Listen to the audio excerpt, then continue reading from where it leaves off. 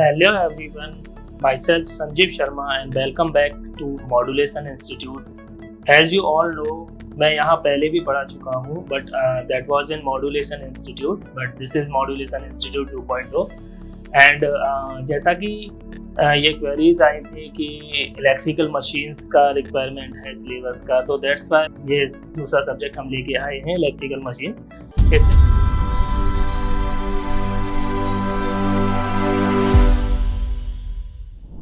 इससे पहले मैं डिज़ाइन ऑफ इलेक्ट्रिकल सिस्टम पढ़ा चुका हूँ। जितने भी लोगों ने वीडियोस देखा होगा उन सभी को पता होगी ये चीज़। एंड अगर मैं अपने बारे में बात करूँ तो माई सेल्फ संजीव शर्मा, मैंने एमटेक कंप्लीट किया है from Delhi technological university that is known for Delhi college of engineering.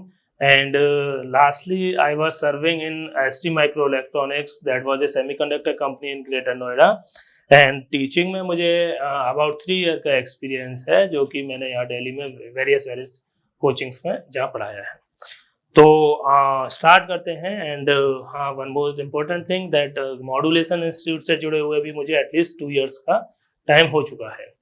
तो स्टार्ट करते हैं with electrical machines that is in the syllabus of second semester of electronics engineering as well as ये क्या होता है, इलेक्ट्रिकल मशीन जो है ये कॉमन सब्जेक्ट है। हम कोई भी डिप्लोमा का कोर्स करेंगे, चाहे आप DSU से करें, चाहे आप किसी भी अदर कॉलेज से करें, आपका डिप्लोमा का जो कोर्स है उसमें 2 सेमेस्टर तक जो सब्जेक्ट होते हैं वो सिमिलर होते हैं, मतलब कॉमन होते हैं, कॉमन फॉर ऑल ब्रांच।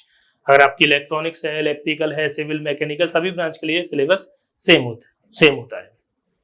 तो यहाँ हम स्टार्ट करते हैं इलेक्ट्रिकल मशीन से, जो कि बेसिकली सब्जेक्ट है इलेक्ट्रिकल का। एंड जैसा कि मैंने आपको बता ही दिया है, ये कॉमन सब्जेक्ट है अभी सेकेंड सेमेस्टर के लिए। तो हम स्टार्ट करते हैं इलेक्ट्रिकल मशीन्स के लिए, जो कि बेसिकली होगा DSU के लिए एंड ऑल अदर डिप्लोमा के जितने भी कॉलेज हैं उन इस सिलेबस को देख के या इस कोर्स को करके आपका बहुत इजीली कोई भी डिप्लोमा का ये इलेक्ट्रिकल मशीन का सब्जेक्ट क्लियर कर सकते हैं। इवन तो मैं इस चीज़ की भी गारंटी दे सकता हूँ कि 80 to 90% सिलेबस आपका इसमें JEE के लिए जो रिक्वायर्ड होता है वो भी कंप्लीट हो जाएगा।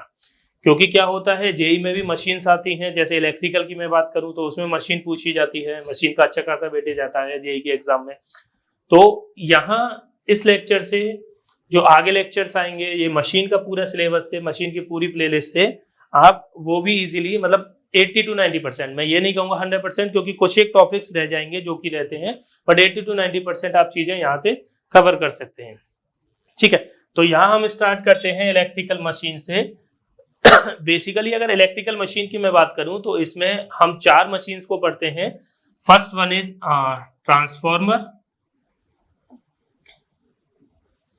ट्रांसफॉर्मर पढ़ेंगे। उसके बाद हम DC मशीन, इस DC मशीन में दोनों चीजें आती हैं, मोटर एंड जनरेटर। उसके बाद हम देखेंगे इंडक्शन मोटर। यहां पर आपको इंडक्शन मशीन नहीं पढ़नी है, सिर्फ आपका रहेगा इंडक्शन मोटर, जिसमें आप basically single phase induction motor को मैक्सिमम कवर करेंगे। और लास्ट आपका रहेगा सिंक्रोनस मशीन।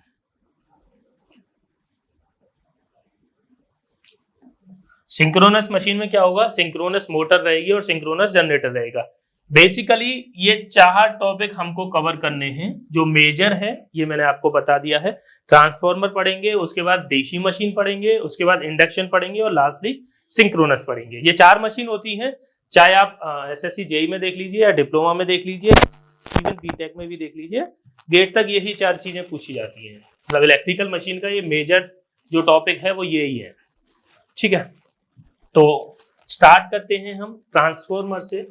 ट्रांसफॉर्मर में हम क्या देखेंगे, सबसे पहले कि ट्रांसफॉर्मर में हम ये चीज देखेंगे, पहला देखेंगे हम प्रिंसिपल ऑफ ऑपरेशन क्या रहेगा, कि ट्रांसफॉर्मर हमारा काम कैसे करता है। उसमें हम सब चीजें देखेंगे कि स्टेप ऑफ ट्रांसफॉर्मर क्या रहेगा,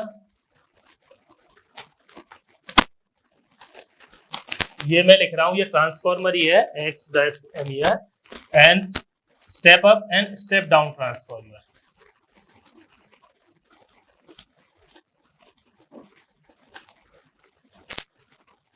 step up step down transformer के बारे में देखेंगे कि कब ट्रांसफॉर्मर स्टेप अप होता है, कब ट्रांसफॉर्मर स्टेप डाउन होता है।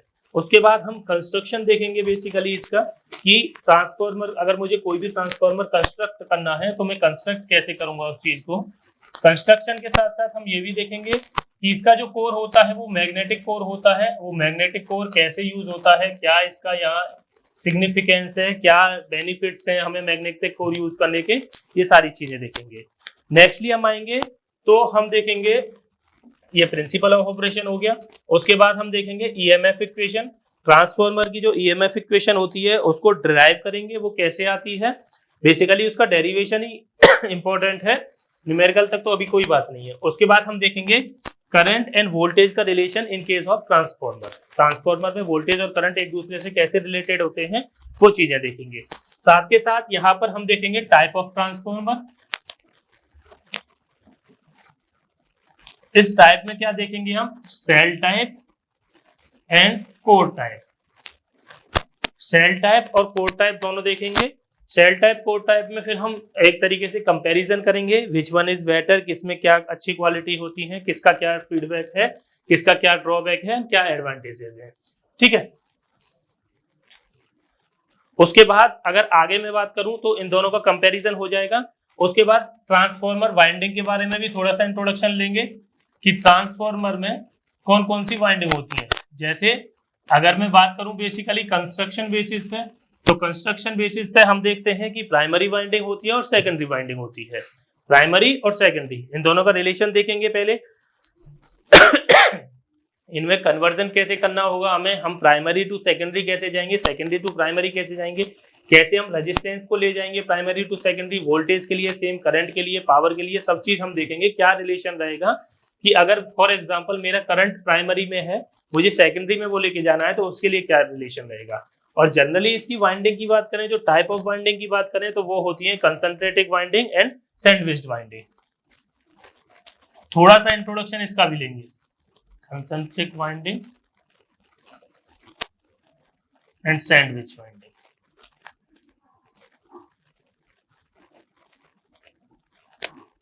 एंड इसके साथ साथ क्या देखेंगे हम, primary winding, secondary winding.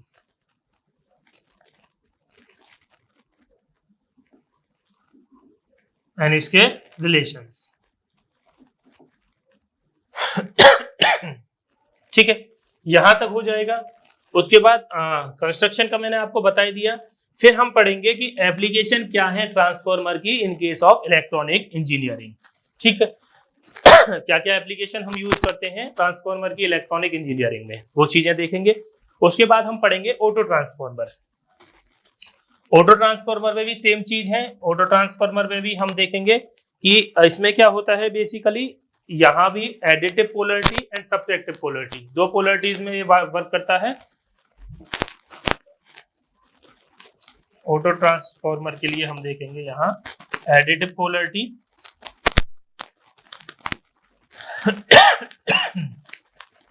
Subtractive polarity.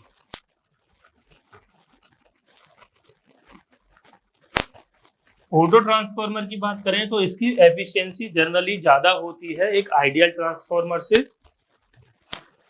और उसके बाद लास्टली हम देखेंगे कांस्टेंट वोल्टेज ट्रांसफॉर्मर, ये क्या होता है ये भी देखेंगे। फोर्थ में मैं आता हूं तो हम यहाँ देखेंगे फेजर डायग्राम ऑफ ट्रांसफॉर्मर। ये चीजें लास्टली नहीं देखी जाएंगी, ये जब मैं स्टार्टिंग से ही करूंगा। तो ट्रांसफॉर्मर को जब हम स्टार्ट करेंगे तो वो फेजर के साथ ही करेंगे कि अगर मेरा नो लोड पर है ट्रांसफॉर्मर तो क्या फेजर रहेगा, उसमें रेजिस्टेंस ऐड हो जाता है, रिएक्टेंस ऐड हो जाता है तो क्या रहेगा। जैसे जैसे ये चीजें ऐड होती जाएंगी मैं उसका फेजर बाय फेजर आपको दिखाता रहूंगा। तो ये फेजर डायग्राम कंटिन्यूअसली चलता रहेगा, ये ऑन लोड भी रहेगा, नो लोड पे भी रहेगा। स्टार्टिंग से ही फेजर डायग्राम के साथ ही स्टार्ट करेंगे, ठीक है। उसके बाद definition of regulation, voltage regulation के बारे में देखेंगे। वोल्टेज रेगुलेशन बेसिकली क्या होता है आपका कि नो लोड पे क्या वोल्टेज है माइनस फुल लोड पे आपके क्या वोल्टेज है डिवाइडेड बाय रेटेड वोल्टेज। ये वोल्टेज रेगुलेशन का छोटा सा फॉर्मूला है, अगर मुझे परसेंटेज में निकालना है तो मैं 100 से मल्टीप्लाई कर दूंगा, वोल्टेज रेगुलेशन निकाल लेंगे। उसके बाद एफिशिएंसी के बारे में देखेंगे। एफिशिएंसी बेसिकली क्या होता है, देखिए अगर मैं बात करता हूं मुझे किसी भी चीज की एफिशिएंसी चाहिए, तो क्या मैं बोल सकता हूं कि मैं जितना इनपुट दे रहा हूं और मुझे कितना आउटपुट मिल रहा है, मैं अगर 100% अपना इनपुट दे रहा हूं और आउटपुट मुझे 90 मिल रहा है, तो मेरी 90% एफिशिएंसी हो गई। तो इसको मैं यही बोल सकता हूं, एफिशिएंसी क्या हो जाएगी आपकी, output power by input power. अगर परसेंटेज में निकालनी है तो वही चीज 100 से मल्टीप्लाई।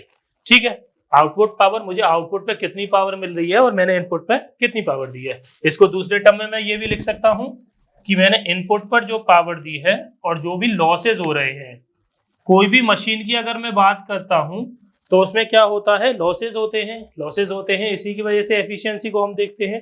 तो कोई भी मशीन है, फॉर एग्जांपल अगर अभी हम ट्रांसफार्मर की बात कर रहे हैं तो ट्रांसफार्मर के बारे में ही देखते हैं।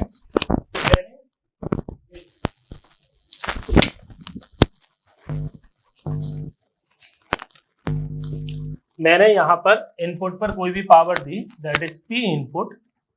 यहां से क्या होगा, ये लॉसेज होंगे और यहां मुझे क्या मिलेगी, आउटपुट पावर मिलेगी। तो मैं क्या बोल सकता हूं, मेरा एफिशिएंसी क्या होगी, जो मुझे आउटपुट पावर मिली है divided by the that input power. या फिर मैं दूसरे टर्म में क्या बोल सकता हूं, जो मैंने इनपुट पावर दी है उसमें से अगर मैं लॉसेस को नेग्लेक्ट कर माइनस कर देता हूं तो मुझे क्या मिल जाएगी, आउटपुट पावर मिल जाएगी divided by that input power is also known as efficiency. ठीक है जी। उसके बाद हम क्या करेंगे, idea of losses in transformer. इसमें लॉसेज हम देखेंगे कि ट्रांसफॉर्मर में लॉसेज कौन कौन से होते हैं। जनरली इसमें दो लॉसेज होते हैं, copper loss and core loss.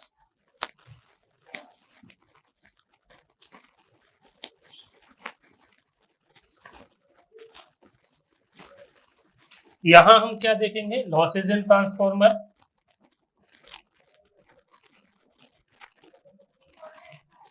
Losses में क्या क्या आ जाएगा आपका, लॉसेज में आपका आ जाएगा copper and ohmic loss. Copper loss को ही ओमिक लॉस बोलते हैं। एंड आयरन या कोर लॉस। ये जनरली दो लॉसेज हम पढ़ेंगे। आयरन लॉस में भी दो टाइप के लॉसेज आ जाते हैं आपके, hysteresis loss and second one is eddy current loss.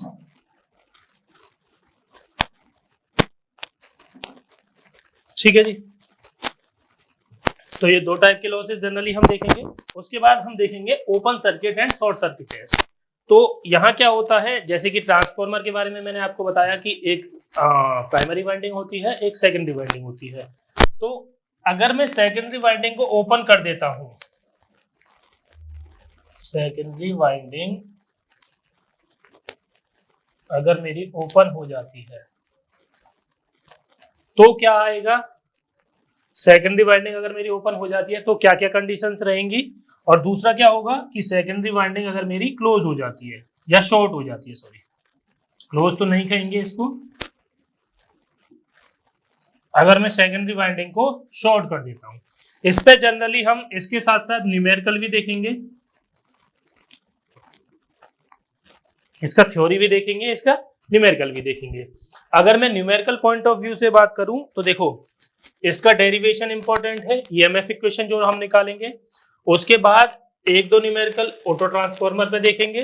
उसके बाद बात करूं तो ये वोल्टेज रेगुलेशन पे न्यूमेरिकल होंगे, एफिशिएंसी पे न्यूमेरिकल होंगे एंड लॉसेज ऑफ ट्रांसफॉर्मर पे भी न्यूमेरिकल होंगे। एंड सबसे ज्यादा ये open circuit and short circuit जो टॉपिक है, इस पे मैक्सिमम न्यूमेरिकल हम कराएंगे, क्योंकि इससे जनरली न्यूमेरिकल पूछने के चांसेस सबसे ज्यादा होते हैं। ठीक है, तो ये ट्रांसफॉर्मर का सिलेबस है पूरा, यही सिलेबस हम कवर करेंगे पूरा, और यही ओवरऑल ट्रांसफॉर्मर का सिलेबस है। अगर मैं आगे की भी बात करूं, जैसे बीटेक की भी हम बात करते हैं, तो उसमें बस 3 फेज ट्रांसफॉर्मर और ऐड हो जाता है। 3 फेज ट्रांसफॉर्मर हमारे सब्जेक्ट सिलेबस में नहीं है, तो हम उसकी तरफ नहीं जाएंगे। ठीक है, तो नेक्स्ट हम चलते हैं डीसी मशीन्स पर। ठीक, तो डीसी मशीन में क्या रहेगा हमारा, generally DC generator and DC motor. कोई भी मशीन होती है उसके दो पार्ट्स होते हैं, एक जनरेटर एंड एक मोटर।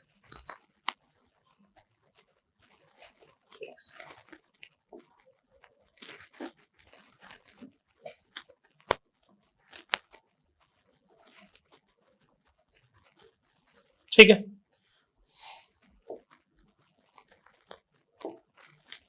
देखो, कोई भी मशीन की अगर मैं बात करूं तो उसमें दो पार्ट होते हैं, एक जनरेटर एंड एक मोटर। अब जैसे अगर हम डीसी मशीन की बात करते हैं यहाँ पर,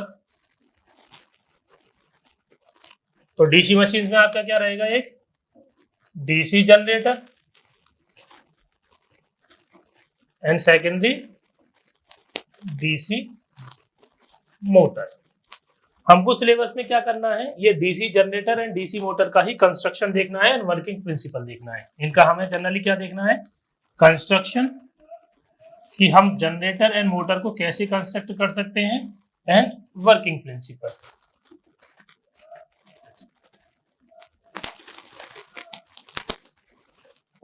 जनरली मोटर और जनरेटर में बात करूं तो मोटर का टॉपिक ज्यादा इंपॉर्टेंट है, और जिन लोगों ने डिजाइन ऑफ इलेक्ट्रिकल सिस्टम की वीडियोस देखी होंगी तो उसमें डीसी मोटर मैंने पूरा पढ़ाया है, और उसमें उन्होंने देखा भी होगा कि डीसी मोटर से मैक्सिमम क्वेश्चंस आते हैं।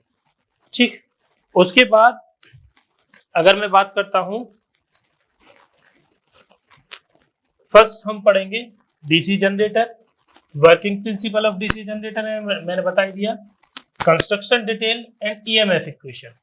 ईएमएफ इक्वेशन जो होती हैं वो वोल्टेज के साथ रिलेशन बताती हैं, जैसे मोटर के लिए E equal to V minus IARA, generator के लिए E equal to V plus IARA। तो हम यही चीज देखेंगे, ये ड्राइव करेंगे, मोटर के केस में भी जनरेटर के केस में भी कैसे आता है वो चीज देखेंगे। Type of generator and their application, generator के टाइप कौन कौन से होते हैं, कौन कौन से टाइप के जनरेटर यूज होते हैं, एंड उनकी क्या क्या एप्लीकेशन है इन फील्ड इंडस्ट्रीज में, उनकी क्या क्या एप्लीकेशन है, या अपनी लाइफ में क्या क्या एप्लीकेशन है। दूसरा रहेगा डीसी मोटर का। डीसी जनरेटर को बहुत एक्सटेंड करके नहीं पढ़ेंगे, ये थोड़ा ब्रीफ में ही पढ़ेंगे, लेकिन सिलेबस पूरा कंप्लीट होगा। ऐसा नहीं है कि ब्रीफ में पढ़ेंगे तो कुछ भी चीज छूट जाएगी, लेकिन यह है कि बहुत ज्यादा एक्सपेंड नहीं करेंगे इसको, क्योंकि डीसी मोटर इंपॉर्टेंट है। तो इसका वर्किंग प्रिंसिपल देखेंगे, बैक ईएमएफ की इक्वेशन देखेंगे जो ईबी होती है, उसके बाद टाइप देखेंगे डीसी मोटर के क्या क्या टाइप होते हैं, एलिमेंट्री ऑफ देयर कैरेक्टरिस्टिक देखेंगे, उनकी क्या क्या टाइप कैरेक्टरिस्टिक होती हैं, जैसे स्पीड टॉर्क कैरेक्टरिस्टिक होती है उसको देखेंगे, कैसे ड्राइव होती है वो चीज देखेंगे। उसके बाद आपकी टॉर्क इक्वेशन ड्राइव करेंगे, टॉर्क इक्वेशन क्या होती है उसके बाद आपका method of speed control, speed control का मेथड देखेंगे, कौन कौन से मेथड हम यूज करते हैं स्पीड कंट्रोल करने के लिए। अब जैसे अगर मैं बात करूं स्पीड कंट्रोल मेथड की, तो इसमें बेसिकली हमको सिर्फ डिस्क्रिप्शन देना है। तो डिस्क्रिप्शन में क्या होता है, स्पीड कंट्रोल, इसमें जनरली 3 टाइप की स्पीड कंट्रोल होती है। ठीक है, एक second,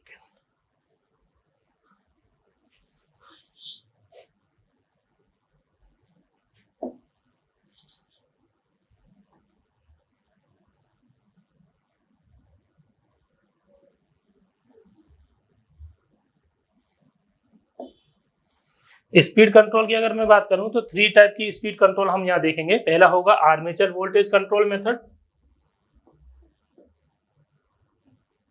speed control of DC motor. यहां हम फर्स्टली देखेंगे आर्मेचर वोल्टेज कंट्रोल मेथड, दूसरा देखेंगे रोटर रेजिस्टेंस कंट्रोल मेथड,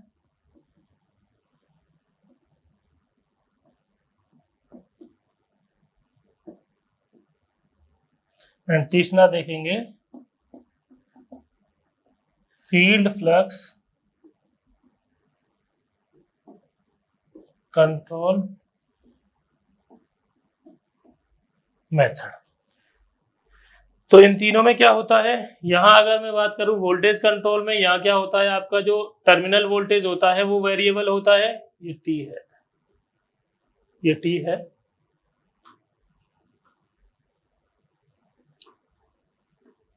यहां क्या होता है, वीटी वेरिएबल होता है।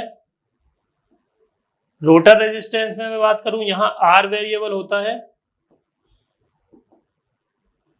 एंड फील्ड फ्लक्स में बात करूं तो यहाँ फाई जो फ्लक्स होता है वो वेरिएबल होता है।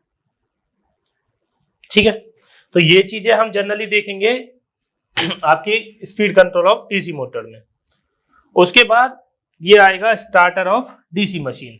इसमें बेसिकली हम स्टार्टर्स देखेंगे कि कौन कौन से स्टार्टर यूज होते हैं यहाँ पर, जैसे 3 पॉइंट स्टार्टर हो गया आपका, सीरीज मोटर स्टार्टर हो गया, उन चीजों को एग्जामाइन करेंगे।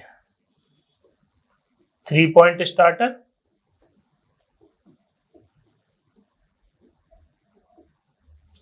Series motor starter.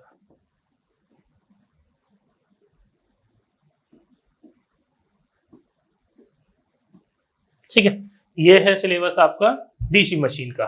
जिन लोगों ने डिजाइन ऑफ इलेक्ट्रिकल मशीन को देखा होगा, लेक्चर्स उसके देखे होंगे, तो इनको ये चीज आई डोंट थिंक सो कि ये पढ़ने की जरूरत पड़ेगी, क्योंकि वो ये चीज ऑलरेडी कर चुके हैं। तो आप वहां से भी रिवाइज कर सकते हैं, चाहे आप यहाँ न्यू बेसिस पे पढ़ाया जाएगा तो ये चीज भी आप देख सकते हैं।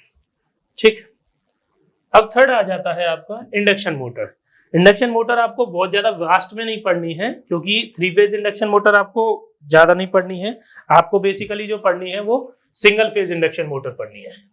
यहां आपको जो मेजर में देखना है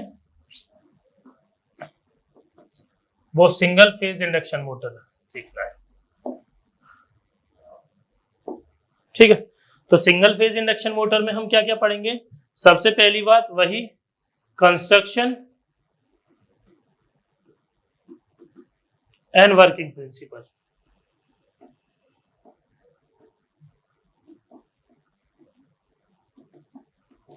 देखो, कोई भी मोटर हो, कोई भी या मशीन हो, उसका हम कंस्ट्रक्शन एंड बेसिक प्रिंसिपल तो सभी में देखेंगे ही देखेंगे।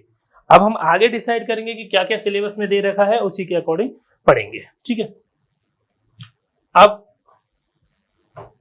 प्रिंसिपल ऑफ ऑपरेशन हो गया आपका, कंस्ट्रक्शन हो गया। कंस्ट्रक्शन यहां हम देखेंगे सिंगल फेज इंडक्शन मोटर का, जैसे मैंने आपको बता दिया था। जैसे स्प्लिट फेज इंडक्शन मोटर देखेंगे, capacitor start capacitor run induction motor देखेंगे, शेडेड पोल इंडक्शन मोटर देखेंगे, रिलक्टेंस स्टार्ट इंडक्शन मोटर देखेंगे। ये तो सारी सिंगल फेज इंडक्शन मोटर हो गई। उसके बाद हम कुछ यहाँ एसी सीरीज इंडक्शन मोटर भी देखेंगे, यूनिवर्सल मोटर देखेंगे, ये सिंगल फेज से अलग आ जाता है थोड़ा। हिस्टैसिस मोटर देखेंगे, servo motor and stepper motor देखेंगे और इनकी एप्लीकेशन देखेंगे। ठीक है, तो यहाँ बेसिकली सिंगल फेज मोटर का अगर आप देखें भी तो सिंगल फेज मोटर का आपने पढ़ा होगा कि जो अपने होम्स में फैन हम यूज करते हैं तो उसमें जो मोटर होती है वो सिंगल फेज इंडक्शन मोटर ही होती है। And single phase induction motor self starting नहीं होती है। ठीक है, तो कहीं वो चीज तो मत कर देना भाई 3 इडियट वाला कि इंडक्शन मोटर कैसे स्टार्ट होती है, तो वैसे तरीके में बता दो। तो आपको जो करना है वो मैं बताऊंगा कैसे करना है। ठीक है, तो ये हो गया आपका। उसके बाद हम देखेंगे स्टार्टर्स। डिफरेंट टाइप के स्टार्टर्स यूज होते हैं इंडक्शन मोटर के लिए। जैसे अगर मैं इंडक्शन मोटर के स्टार्टर की बात करूं तो पहला होता है डायरेक्ट ऑनलाइन स्टार्टर,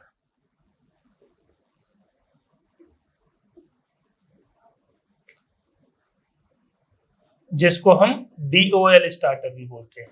ठीक है, DOL स्टार्टर होता है, ये तो देखिए। ठीक है सर, पहला होता है DOL स्टार्टर, दूसरा होता है आपका स्टार डेल्टा स्टार्टर,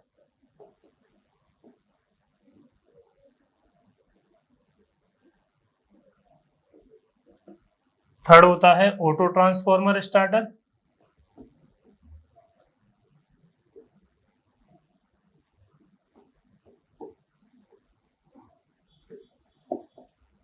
एंड इसके बाद होता है रोटर रेजिस्टेंस स्टार्टर।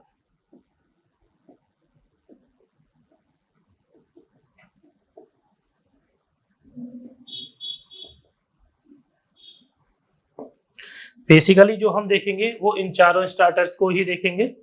तो ये थोड़ा सा थ्योरेटिकल एस्पेक्ट से ही समझ लीजिए, थ्योरेटिकल एस्पेक्ट का ही टॉपिक है एंड इसका थ्योरेटिकल पार्ट ही हम करेंगे, क्योंकि आई डोंट थिंक सो इसके न्यूमेरिकल आपके लिए ज्यादा इंपॉर्टेंट होगी, बट 1-2 न्यूमेरिकल फिर भी मीनवाइल के लिए देख लेंगे। ठीक है, तो ये हो गया आपका इंडक्शन मशीन का सिलेबस। ठीक है, अब हमारी लास्ट मशीन आती है जो कि है आपकी सिंक्रोनस मशीन। तो सिंक्रोनस मशीन में हम क्या देखेंगे? वही बात सबसे पहली, सिंक्रोनस मशीन के भी दो पार्ट होते हैं, एक जनरेटर एंड एक रोटर।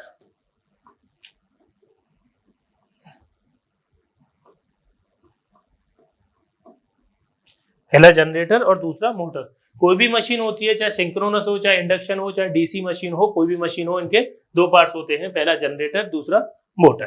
ठीक, तो जो सिंक्रोनस मशीन में हम देखेंगे वो जनरेटर एंड मोटर दोनों की वर्किंग देखेंगे। यहाँ जनरेटर को हम अल्टरनेटर भी बोल देते हैं। ठीक है, तो पहला इसका देखेंगे वर्किंग प्रिंसिपल क्या होता है, क्या वर्किंग प्रिंसिपल होता है इसका, एंड टाइप ऑफ अल्टरनेटर, क्या क्या टाइप होते हैं। बेसिकली देखो, अगर मैं कोई भी मूविंग मशीन की मैं बात करता हूं तो उसमें बेसिकली अगर दो पार्ट होते हैं, कोई भी रोटेटिंग मशीन है तो उसके दो पार्ट होंगे।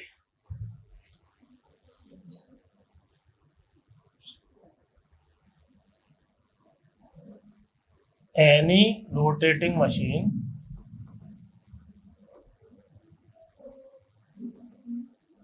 Has two parts. पहला क्या होता है, स्टेटर, दूसरा क्या होता है, रोटर। अब देखो, थोड़ा सा मुझे रिकॉल करना है कि ये स्टेटर रोटर, चाहे डीसी मशीन की बात मैं करूं, चाहे इंडक्शन की बात करूं, चाहे सिंक्रोनस की बात करूं, सभी में होते हैं। ठीक है, तो मैंने जैसा बताई दिया आपको, कोई भी मूविंग मशीन है उसमें स्टेटर और रोटर रहेंगे ही रहेंगे। ठीक है, ट्रांसफॉर्मर आपका मूविंग मशीन नहीं है तो इसमें स्टेटर रोटर नहीं रहेंगे। ट्रांसफॉर्मर मूविंग नहीं है, स्टैटिक है, इससे इसकी एक अच्छी चीज और हो जाती है कि इसमें जो आपकी एफिशिएंसी होती है वो ज्यादा होती है, क्योंकि रोटेशनल लॉसेज वहां नहीं काउंट होते हैं।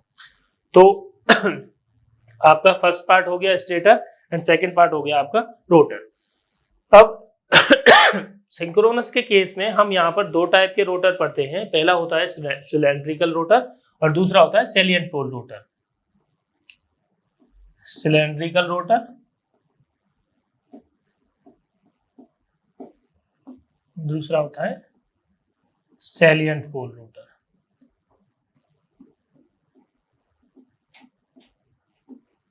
तो यहां हम कंस्ट्रक्शन बेसिस पे जब देखेंगे तो स्टेटर का भी कंस्ट्रक्शन देखेंगे, रोटर का भी कंस्ट्रक्शन देखेंगे, चाहे इन केस ऑफ जनरेटर हो, चाहे इन केस ऑफ मोटर हो।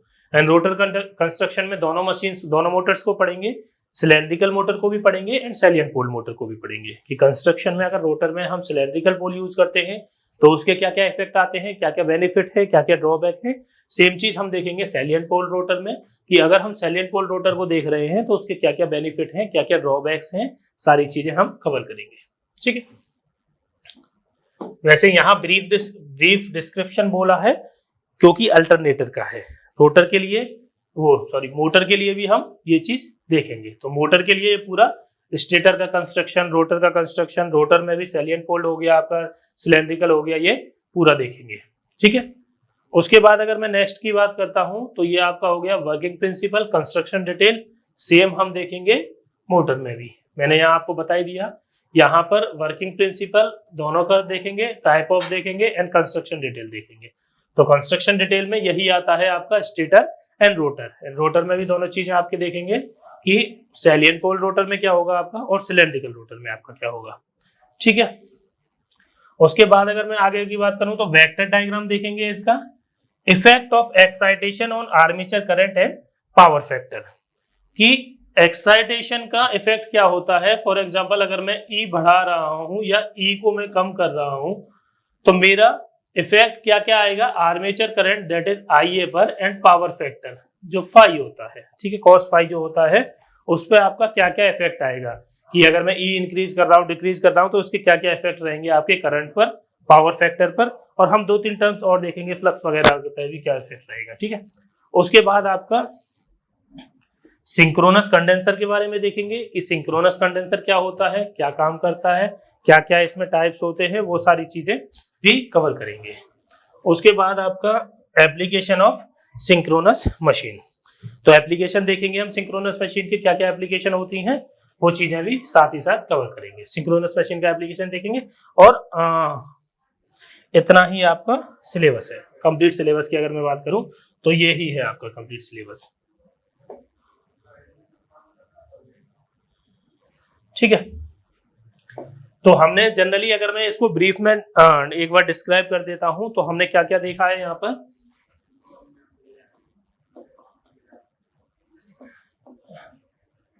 इलेक्ट्रिकल मशीन्स में जो हमने देखा है, फर्स्ट हम पढ़ेंगे ट्रांसफॉर्मर,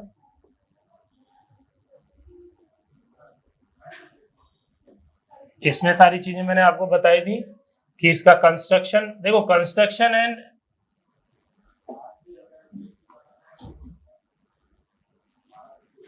कंस्ट्रक्शन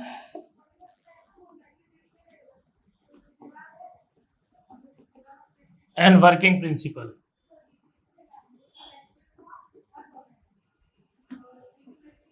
ये तो आपको हर मशीन का देखना ही है, चाहे वो ट्रांसफॉर्मर हो, डीसी मशीन हो, इंडक्शन हो, चाहे सिंक्रोनस हो, ठीक है। उसके बाद अगर मैं बात करता हूं, दूसरा हम देखेंगे डीसी मशीन्स को, इसमें हम DC generator and DC motor. Thirdly अगर मैं बात करूं तो यहां हम देखेंगे इंडक्शन मोटर। इंडक्शन में आपको मशीन नहीं पढ़नी है, मोटर पढ़नी है बस। तो यहाँ जनरेटर का कॉन्सेप्ट हम नहीं लाएंगे, सिर्फ मोटर का लाएंगे, और इसमें जो मेजरली देखेंगे वो देखेंगे हम सिंगल फेज मशीन, ठीक है। उसके बाद फोर्थली हम बात करेंगे सिंक्रोनस मशीन का।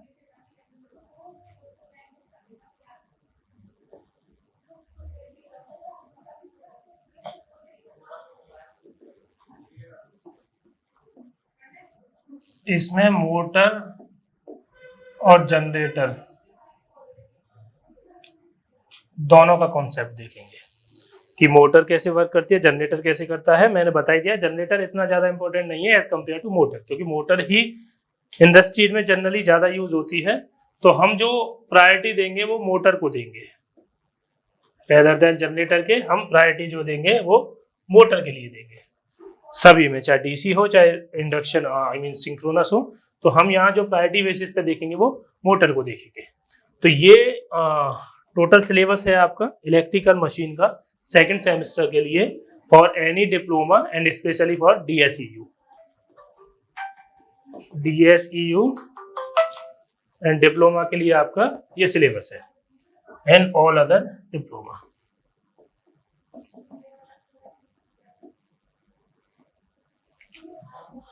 तो भाई ये बात तो हो गई आपकी सिलेबस की, ये पूरा सिलेबस है।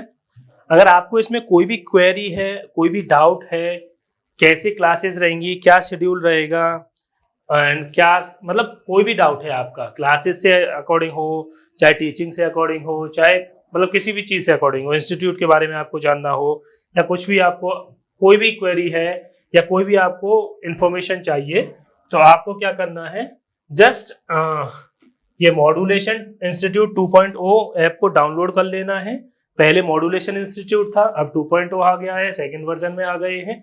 तो ये ऐप डाउनलोड कर लेना है। और इसके अलावा अगर कोई भी क्वेरी है तो आपको इन 2 नंबर्स पे कांटेक्ट करना है, दैट इज 9015781999 एंड ये सेकंड वन जो नंबर आपको दे रखा है। कोई भी क्वेरी है, चाहे आपको क्लास से रिलेटेड है, चाहे टेक्निकल है, चाहे नॉन टेक्निकल है, इंस्टीट्यूट के बारे में भी अगर कुछ भी जानना है तो आपको इन 2 नंबर्स पर कांटेक्ट कर लेना है, ठीक है। यहाँ आपको पूरी इंफॉर्मेशन मिल जाएगी जो भी आपको रिक्वायर्ड है।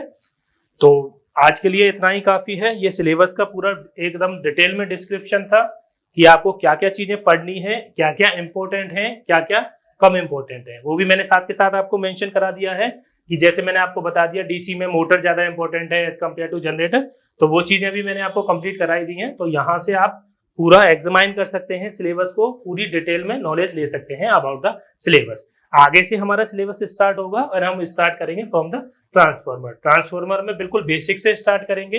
बेसिक में ट्रांसफॉर्मर को स्टार्टिंग से ही देखेंगे, कैसे कंस्ट्रक्शन होता है, ऑपरेशन क्या होता है ट्रांसफॉर्मर का। उसके बाद जाएंगे आइडियल ट्रांसफॉर्मर पे और पूरा ट्रांसफॉर्मर जो पढ़ेंगे वो पूरा फेजर डायग्राम के साथ पढ़ेंगे। जैसे मैंने आपको बताई दिया, नो लोड पर भी होगा ट्रांसफॉर्मर तो फेजर बनाएंगे, उसके बाद पूरा जितना आगे जाते जाएंगे वो फेजर के साथ जाते जाएंगे।